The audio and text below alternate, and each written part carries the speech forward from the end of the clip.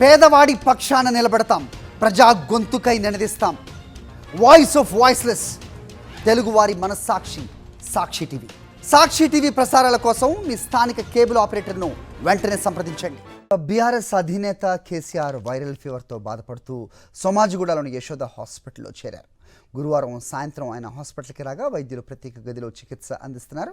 కేసీఆర్ వ్యక్తిగత వైద్యులు doctor MV రావు నేతృత్వంలోని వైద్య బృందం పరీక్షలు చేసింది. గురువారం రాత్రి కేసీఆర్ ఆరోగ్య పరిస్థితి నిలకడగా ఉందని యశోద హాస్పిటల్ యాజమాన్యం విడుదల చేసిన హెల్త్ బులెటిన్లో వెల్లడించింది. రక్తంలో అధిక చక్కెర స్థాయిలతో పాటుగా ఆయన శరీరంలో సోడియం లెవెల్స్ పడిపోయినట్టుగా ప్రాథమిక వైద్య పరీక్షల్లో వెల్లడైందని బులెటిన్లో పేర్కొన్నారు. మందుల ద్వారా మధుమేహాన్ని నియంత్రించడానికి, సోడియం స్థాయిలను పెంచడానికి ప్రయత్నిస్తున్నామని hospital senior consultant doctor MV Rao తెలిపారు. మరోవైపు కేసీఆర్ ఆరోగ్య పరిస్థితి గురించి సీఎం రేవంత్ రెడ్డి వాకప్ చేశారు. యశోద ఆసుపత్రి డాక్టర్లు అధికారులతో మాట్లాడి కేసీఆర్కు మంచి చికిత్స అందించాలని కోరారు. కేసీఆర్ త్వరగా కోలుకోవాలని, సంపూర్ణ ఆరోగ్యంతో ఉండాలని ఆకాంక్షించారు. అటు కేంద్ర మంత్రి బండి సంజయ్ కూడా కేసీఆర్ ఆరోగ్య పరిస్థితిపై ఆరా తీశారు.